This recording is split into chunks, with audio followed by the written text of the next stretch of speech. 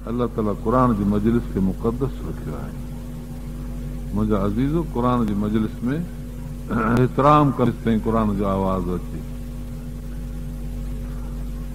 उते पंहिंजा ॿिया मशग़ला जेतिरो थी सघे करार ऐं आराम सां कनि अलाह जे क़ुर ॾे हुजे। जेकर ॿाहिरि आहियो त पोइ ईअं, जे अंदरि आहियो त पोइ मसरूफ़ थी वेही रहो, मुतवजो थी। अलाह ताला क़ुर पाक में फरमाए, क़ुरान फस्तमिउ लहू वअनसितू लअल्लकुम तुरहमून। जॾहिं क़ुर पढ़िजे थो त सभई ॿुधो, जे आवाज़ ॿुधण में न अचे त बि चुप करियो, छो त तव्हां उन मजलिस में शरीक आहियो, उन बख़्शीश में अची वेंदा। फरमान रसूलुल्लाह सल्लल्लाहु अलैहि वसल्लम जो उन मुताबिक़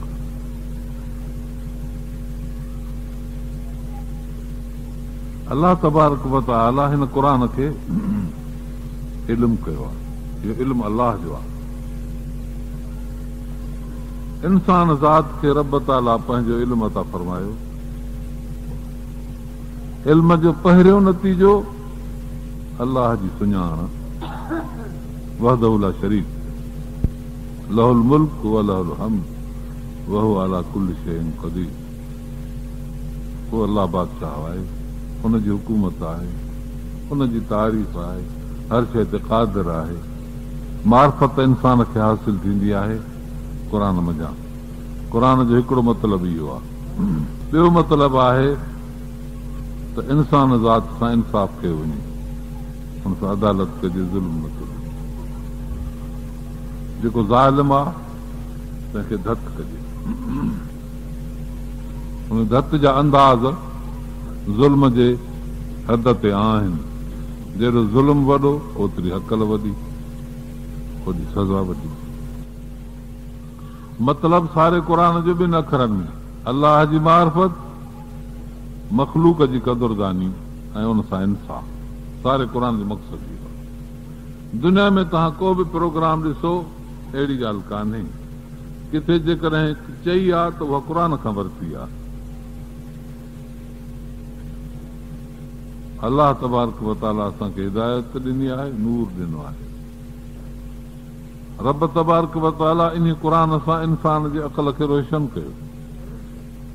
जीअं अखि खे अल्लाह रोशनी ॾेई पोइ हुनजी परे ताईं नज़र पहुचाईंदो आहे।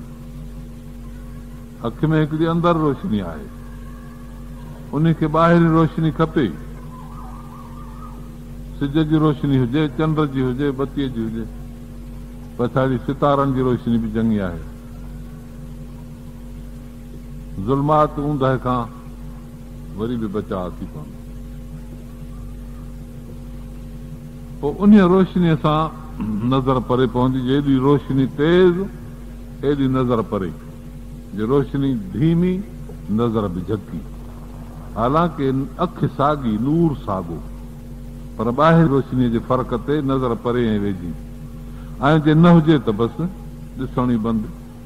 का शइ किरी पवंदी, हथोरारियूं ॾेई खणी सघे थो, लधी त खणंदो, न त बसि चवंदो खणी अचो, का रोशनी त किरी पई आहे, शइ ॾिसां। हिन काइनात जे हिजाब में अल्लाह तबारक व तआला असांखे अक़ल ॾेई मोकिलियो। जीअं अखियूं ॾेई ऐं उन में नूर विझी मोकिलियईं, दिमाग़ ॾेई उन में अक़ल विझी मोकिलियईं। अखि में नूर, दिमाग़ में अक़ल। अखि जो नूर ॿाहिरीं रोशनी खां सवाइ कमु न अचे, अहिड़ी तरह अक़ल दिमाग़ जो हिन क़ुर खां सवाइ कमु न अचे। क़ुर ईंदो, उहा रोशनी आहे। अल्लाह फरमाए थो, असां क़ुर खे नूर करे नाज़िल कयो आहे। नहदी बिही मन नशा, जंहिंखे हिदायत कयूं। अल्लाह असांखे तव्हांखे एतिरी हिदायत कई आहे जो क़ुर शरीफ़ ॿुधी सघूं था। केतिरी दुनिया क़ुर खां बेनसीब, ऐं पोइ उन्हनि खे नज़र बि कान्हे, छो त ऊंदहि में दीद न पवंदी आहे। क़ुर खां सवाइ इंसान जो अक़ल अंधो आहे। क़ुर जे नूर में पहिरीं नज़र अल्लाह जे ज़ात ऐं सिफ़ात ते बान्हिजी पवंदी आहे, ऐं पंहिंजे बद आमाल जे नतीजे ते पवंदी आहे। जन्नत ऐं जहन्नम बि ॾिसण में ईंदो आहे। क़ुरान फरमाए थो लतरवुन्नल जहीम सुम्म लतरवुन्नहा ऐनल यकीन, जहन्नम तव्हांखे ॾिसण में ईंदो यकीन जे अखि सां।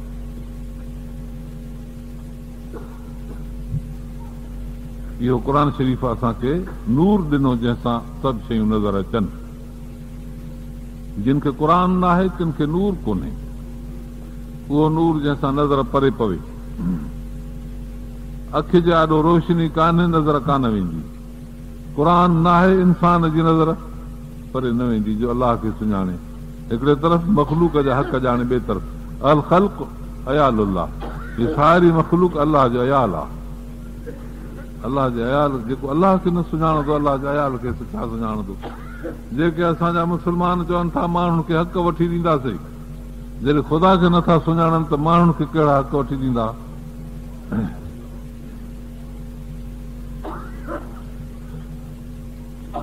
मुंहिंजा अज़ीज़ो, इहे दावाऊं आहिनि हिकिड़ियूं जिन खे का हक़ीक़त कान्हे, महज़ दावा अबला फिरेदियूं आहिनि।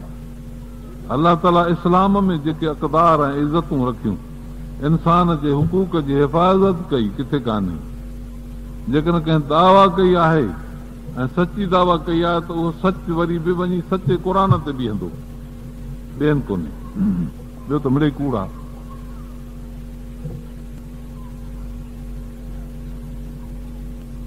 पहिरीं रब ताला अक़ल खे पैदा कयो, चयईंसि त मां ॾे मुंहुं कर, अलाह ॾे मुंहुं करे बीठो। चयईं वरी पुठी ॾेई बीह, पुठी ॾेई बीठो, चयो वर ताईं। पोइ जहल खे पैदा कयईं, चयईंसि मां ॾे मुंहुं कर, पुठी करे बीठो। चयईंसि पुठी ॾे, मुंहुं करे बीठो, चयो न वर ताईं, बेफ़रमानी। जहल ऐं अक़ल जो पाण में तकरार थी पियो। अलाह ताला अक़ल खे नूर सां, क़ुरानी नूर सां रोशनी ॾिनी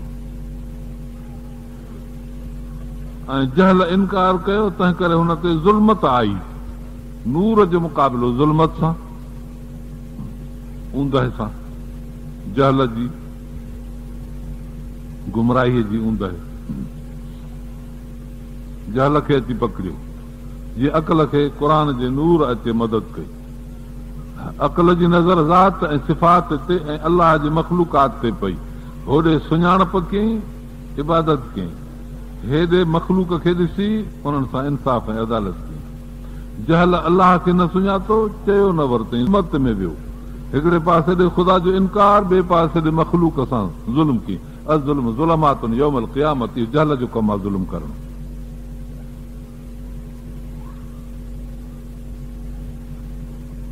रब तबारक व तआला हुनूर बि पैदा कयो। इल्म आहे इंसान जे ईमान जो नूर ऐं हुनूर अलाह तबारक व तआला पैदा कयो आहे इंसान जे जिस्म जी ख़िदमत।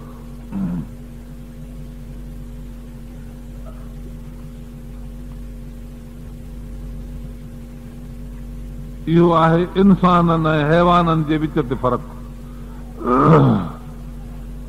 अक़ल ऐं हुनुर।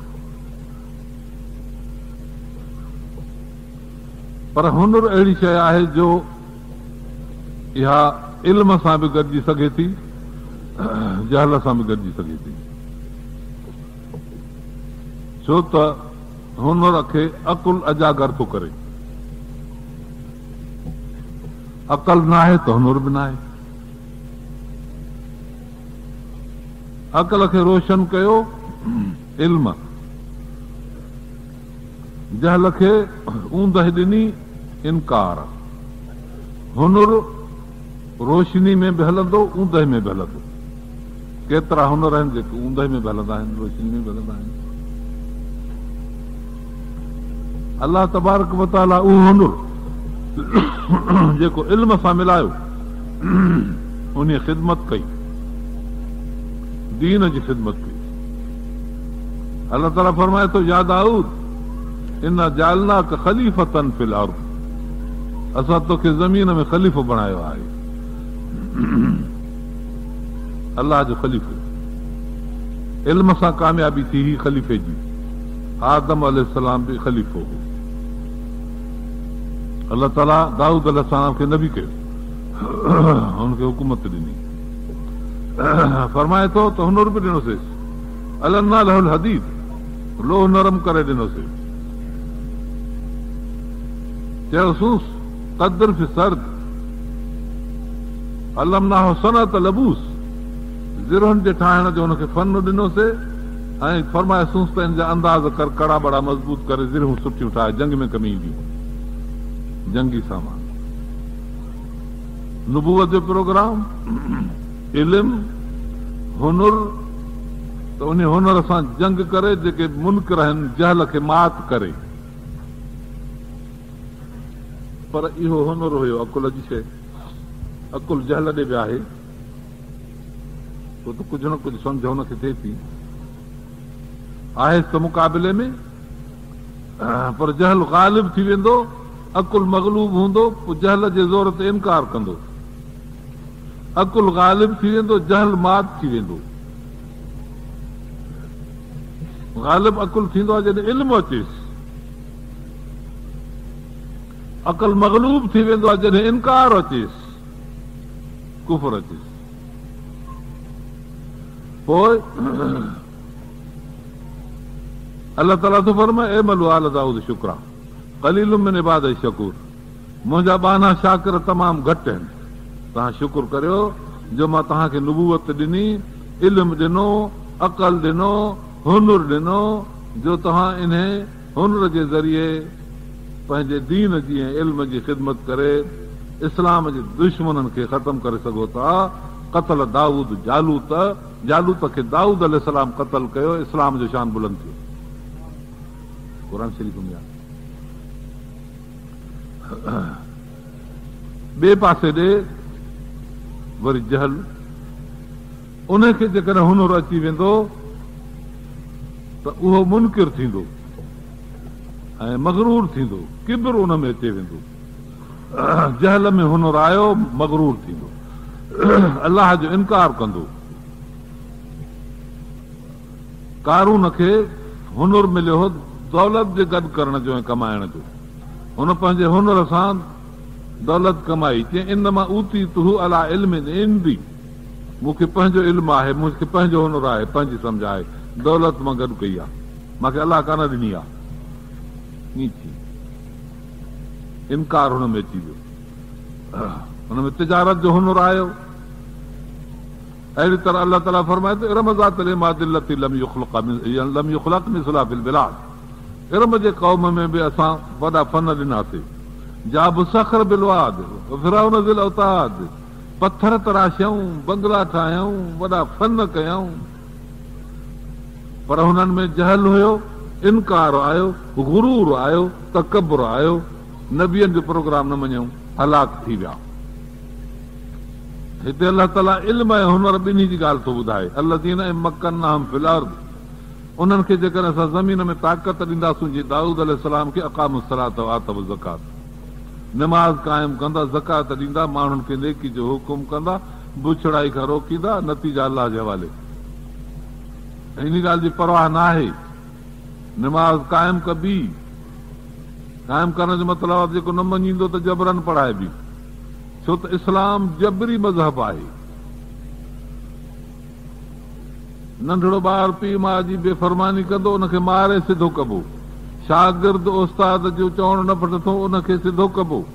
अलाह ताला ख़ालिक़ आहे, जेकॾहिं को बेफ़रमानी कंदो उन जे लाइ जबर आहे। इस्लाम जबरी मज़हब आहे। इन जबर खे हलाइण जे लाइ कुवत खपे, कुवत खपे हुकूमत जी, कुवत खपे माल जी। माल जी ताक़त सां इहो जबर हलंदो, कॾहिं ज़ोर सां हलंदो, कॾहिं रज़ा सां हलंदो। रज़ा सां हलंदो मुअल्लफ़तुल क़ुलूब में दाख़िल थी वेंदा, दिलियूं रिझाए वियूं। ऐं ज़ोर सां पोइ उहे ग़ुलामनि में अची वेंदा। बहरहाल इस्लाम में इहे सभु किरदार रखियल आहिनि वॾे में वॾा। जबर कबो, काफ़िर ग़ुलाम थी वेंदो। ऐं जेकॾहिं माल ॾिबो त क़ल्ब जी तालीफ़ थींदी, हे जेके तव्हांजा दीनी इदारा आहिनि, मदरसा आहिनि, इन जी ख़िदमत करियो। इन्हनि में जेकॾहिं तव्हां हक़ अदा न कंदव तव्हां ते हक़ आहे। वफ़ी अमवालिहिम हक़ुल साइल वल महरूम। आतम ज़कात अल्लाह थो फरमाए, नमाज़ क़ाइम कंदा, ज़कात ॾींदा, इमदाद माली कंदा। क़ुरान करीम जी तालीम जे लाइ तव्हां दौलत गॾु करियो, मदारिस में आलमनि खे आणियो, पंहिंजे बच्चनि खे पढ़ायो, इहो तव्हां ते हक़ आहे।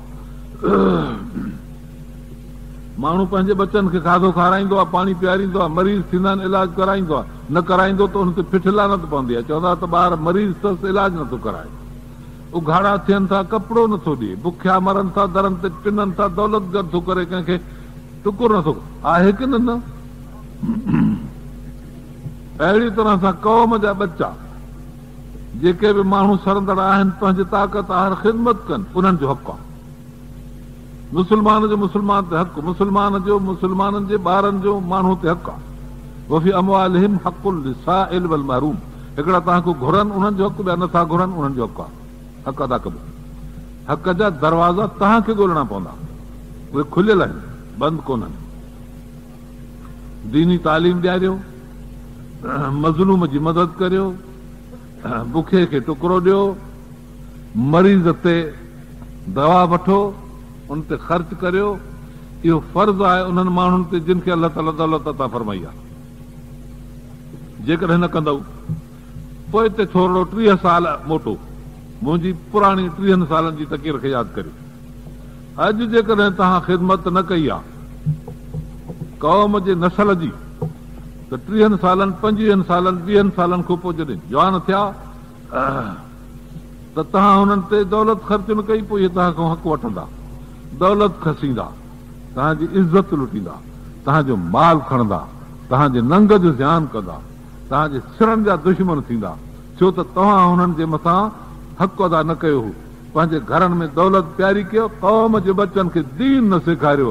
अॼु जेकॾहिं झंग में हूंदा त पंहिंजे ज़मीनदार सां ख़यानत कंदा, रोड ते हूंदा त बिलाक कंदा, दुकान ते हूंदा त ठगी कंदा, कामरो थी जेकॾहिं कुर्सीअ ते वेहंदो उते रुशवा वठंदो, हाकिम हूंदो, क़ौम ते ज़ुल्म कंदो, छो त हिन क़ौम उनजो बचपन में हक़ अदा न कयो आहे। अॼु हक़ वसूल कंदो तव्हां खां ज़ोर सां। 30 साल तव्हां पोइते जेकॾहिं इहा ख़िदमत करियो हा, अॼु हे ॾींहं तव्हां न ॾिसो आहे। वरी अॼु ॿी किस्त आहे, तव्हांखे मां ॿुधायां थो, 20-25 सालनि ताईं वरी तव्हांजी ॿी किस्त ॿी पोइ तयारु थींदी। जेकॾहिं तव्हां हुनखे क़ुर न ॾिनो आहे त वरी इन खां डबल तव्हांजे मथां ज़ुल्म थींदो, जेको अॼु थी रहियो आहे। मुंहिंजा अज़ीज़ो, इन ॻाल्हियुनि खे सम्झो। अलाह फरमाए थो त नमाज़ क़ाइमु कनि, अलाह सां तालुक़ रखनि, ज़कात ॾियनि, मख़लूक जा हक़ अदा कनि, अमर बिल मारूफ नेकी जो हुकुम कनि, नाहे अनिल मुनकर। हे मदारिस तव्हां खां हक़ वसूल करण जे लाइ इदारा क़ुर जे तालीम जा आहिनि, बच्चनि खे पढ़ाइनि था।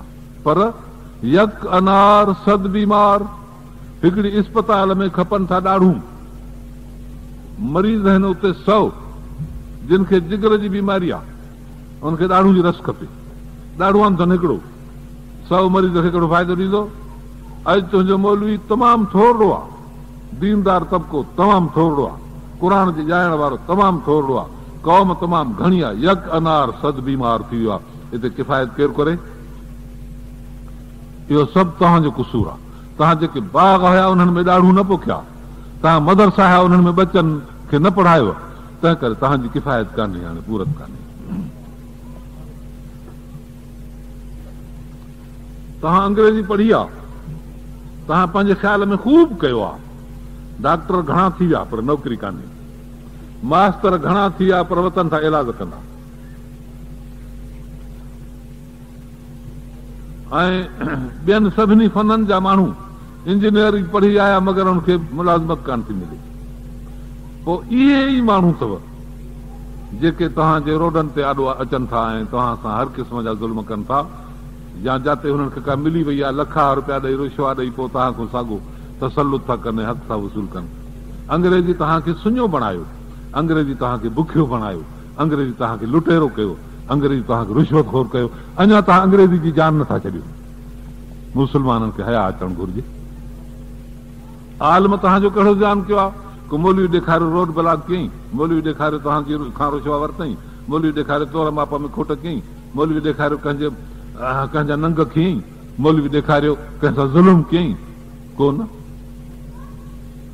तव्हां हथ सां ज़ालिम था पैदा कयो, हथ सां धाड़ियल था पैदा कयो, हथ सां इस्तेसाली था पैदा कयो, हथ सां राशि था पैदा कयो, हथ सां ज़ालिम काबरो था पैदा कयो, वरी पोइ दाहूं था करियो।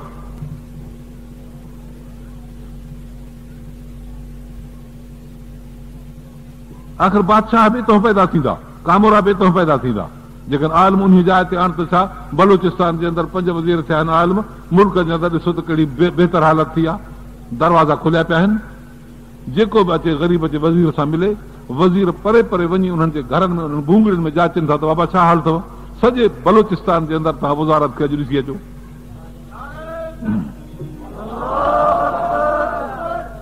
तव्हां सिंध जे मथां तओ मले छॾियो, इहा ख़बर तव्हांखे नथी पए। जिन्स खां हिकिड़ो माण्हू बि तव्हांजे सिंध जे बाग में कोन्हे को जेको अलाह जो नालो वठी अॻिते हले।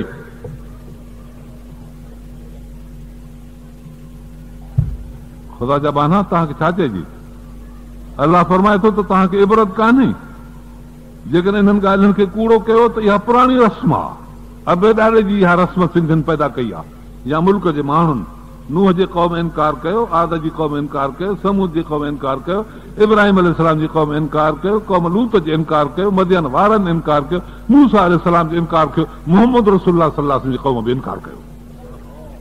इहा इन्हनि जे अबे ॾाॾे जी रस्म आहे। जेके जुगत जा अबा ॾाॾा अथनि अॻियां काफ़िर गुज़रिया आहिनि।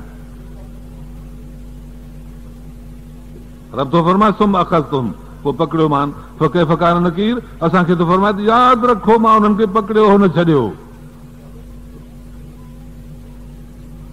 फकाइम मिन क़रियतिन अहलकनाहा वहिय ज़ालिमतुन फहिय ख़ावियतुन अला उरूशिहा। केतिरा ॻोठ, केतिरा मुल्क ज़ालिम हा, अॼु उन्हनि खे मां तिबाह करे छॾियो, छत हेठि मथां भेटियूं पइजी वयूं। डेरनि मुअत्तला, जेके खूह आहे से बि ईअं वैरान थी विया, माड़ियूं बंगला उहे बिल्कुलु बेकार थी विया। अफलम यसीरू फिल अर्ज़ फतकून लहुम क़ुलूबुन याक़िलून बिहा। हो जेका दिलि जो हिनखे सम्झे, हुजनि के कन जे ॿुधनि, अखियुनि जी अंधाई कान्हे, सभु कुझु ॾिसनि था पर दिलि जी अंधाई आहे। मुंहिंजा अज़ीज़ हो, अलाह ताला तव्हांखे असांखे हक़ ते हिदायत ते हलण जी तौफ़ीक़ अता फ़रमाए। दीन सिखो, बचनि खे दीन पढ़ायो, मदारस घणा करियो, तालीम ॾियारियो, उस्तादनि खे आणियो। मुंहिंजे हुज़ूर साईं फरमायो आहे त जॾहिं हिकिड़ो शख़्स बि, हिकिड़ो ॿाहिरो बि अल्हम्दुलिल्लाह पढ़ंदो आहे, अलाह जा मलाइक अज़ाब खणी ईंदा आहिनि ज़मीन ते, अल्हम्दुलिल्लाह जो आवाज़ ॿुधंदा आहिनि, अलाह ताला फरमाईंदो आहे झलियो झलियो हिते अल्हम्दुलिल्लाह जो अखर आयो आहे, तंहिं करे पोइ हिते मोटी वञो। तव्हां सम्झो था त हे मुल्क ख़ुशि आहिनि? ईअं इन्हनि जे करे ख़ुशि अथव। यकीन करियो या न करियो, तव्हांजी मर्ज़ी आहे।